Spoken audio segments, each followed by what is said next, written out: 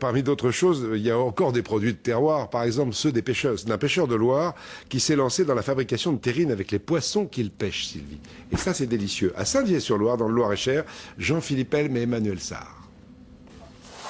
Avant de partir, Daniel, le pêcheur professionnel, avait dit « En ce moment, ce n'est pas terrible, mais le niveau de la Loire est monté de 50 cm cette nuit, alors tout est possible. » Ah, c'est bon, hein.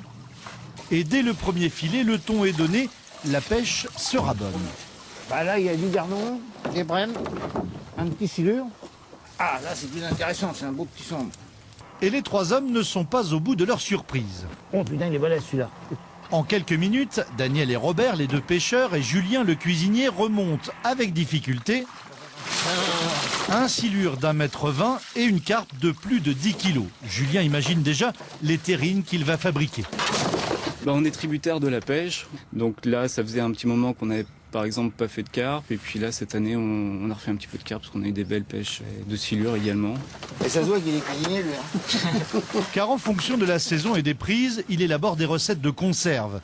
Aujourd'hui, terrine de cendre de Loire, 50% de la composition, et il faut d'abord lever les filets, puis les hacher. Et maintenant on va faire ce qu'on appelle une panade, c'est donc une préparation très simple, comme un petit peu comme lorsqu'on fait des quenelles, avec du beurre. Donc on y rajoute le vin blanc. Du cheverny, de la farine, jusqu'à obtenir une pâte, puis un œuf, de la crème fraîche, du thym frais, de la cardamome, le cendre. Il reste ensuite à cuire la terrine et le tour est joué. Julien propose ainsi une cinquantaine de recettes différentes. Le mulet, qu'on a assaisonné donc avec une pointe de gingembre et de citron confit. Carpe à l'oseille, silure aux tomates confites, une façon de remettre les poissons de Loire dans les assiettes des consommateurs et donner du travail aux pêcheurs. À l'époque où il faut économiser le pétrole, c'est une production qui se fait à côté de chez eux.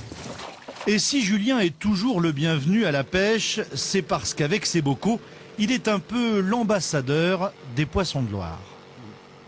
Et il sera aussi à la Villepinte pour ce salon de l'agroalimentaire.